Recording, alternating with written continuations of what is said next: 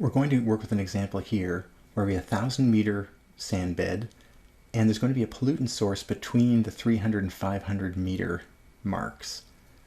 We're going to represent that as a piecewise function, f of x, which is going to have a constant parts per million per second and some scaling for the area. It'll be a small value here because if we imagine rates per second are incredibly fast for geological systems, so we end up with a very, very small coefficient here when we want to scale that to days or months or years. All that aside, we can treat this as a mathematical problem to solve and then interpret at the end as a concentration across this whole field. A couple of other points. We're going to assume that the concentration is maintained at zero at these two ends. So imagine the typical example would be a stream that pulls away the toxin at these two ends. And so even though we're contaminating consistently here, it's going to degrade. We're going to get lower and lower concentrations as it diffuses out to here. And it's going to keep a zero concentration here because of some external maintenance system.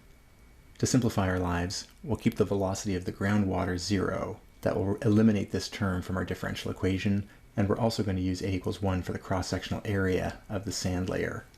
So on the next page, we'll see what differential equation we're left with, and we'll start to solve it. Translating the left-hand side with v = 0 really simplifies our left-hand side to simply a second derivative of c times the diffusion coefficient.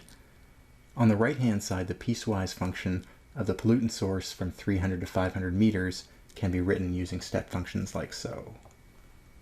We then take the Laplace transform of a differential equation, and that gives us negative d times s squared c of s minus s c of 0 minus c prime of 0. And that's going to equal 10 to the minus 11 e to the minus 300 s over s times, or minus rather, e to the minus 500 s over s. Those step functions turning into straightforward 1 over s for constants, and then the shift of the exponential. We know the initial concentration is 0. We do not know the initial derivative here, so we set that equal to a, and what we're going to do is solve for that later using the other end condition, which is c of 1,000 is equal to 0. So we're using this concentration at 0 deliberately. To use the concentration at 1,000 meters out, we're going to have to back solve a bit later. Our next step is to solve for c of s, so we'll have negative d s squared c of s plus d times a equals 10 to the minus 11 times our exponentials over s's. There's only one c of s actually, so negative ds squared c of s is going to give us that negative dA when we move this over, plus our 10 to the negative 11 combination of exponentials.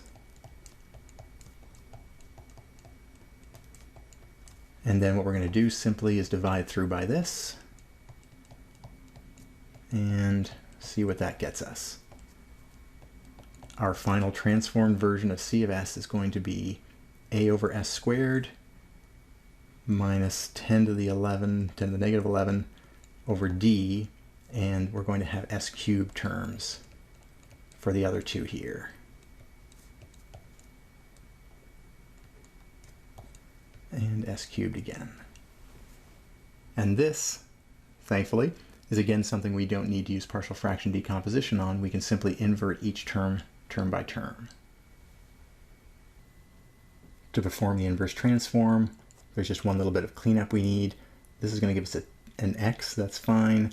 These guys, we're going to need a 2 over 2 and a 2 over 2 multiplier so that when we group these terms, we're going to get the effective transform of the function x squared. So otherwise, we're ready to do the inverse Laplace transform. And that's going to give us c of x equals a times x minus 10 to the minus 11 over d. And now these ones are a little more complex. We have an exponential, so we have a u. The 300 goes into the 300.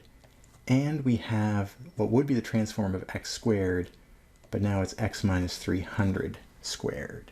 For the next term, it's exactly the same pattern. This is the transform of x squared, but now it's x minus 500 squared. And last but not least, we had this 1/2 multiplier in each case, so that's going to stay around as well. But that's our inverse transform. At this point, if we like, seeing as we already have some nasty numbers running around, we could bring in the d value, which is 2 times 10 to the negative 8. And we can work with that constant as we move forward.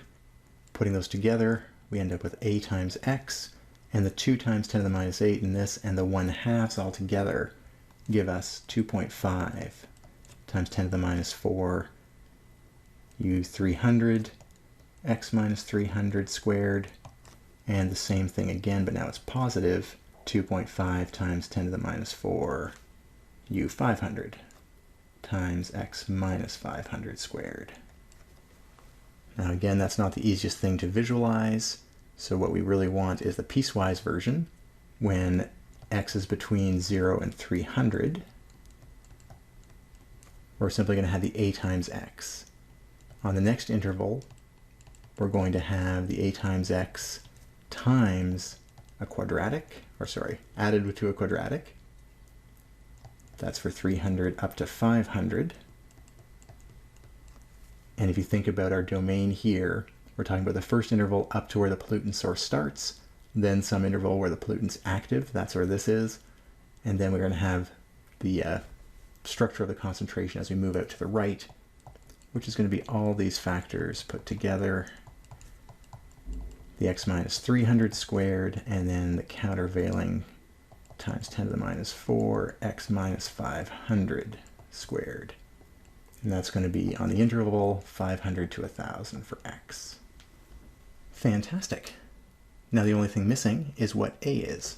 So what we're going to need to do is solve for a, and because a is going to be defined with the help of the concentration at 1,000, we're going to need this function here to solve for a. So on the interval x equals 500 to 1,000 on this range here, this is the function we use, and we know that the concentration at 1,000 is equal to 0. So we're simply going to sub that in, and everywhere we see an x, we're going to get 1,000. So I'll have a times 1,000 minus our 2.5, 10 to the minus 4, and that'll be 700 squared, 1,000 minus 300, and we'll have the 2.5, 10 to the minus 4, 1,000 minus 500 is 500 squared. And so a is going to be 1 over 1,000 times, these are the signs changed, and this becomes negative,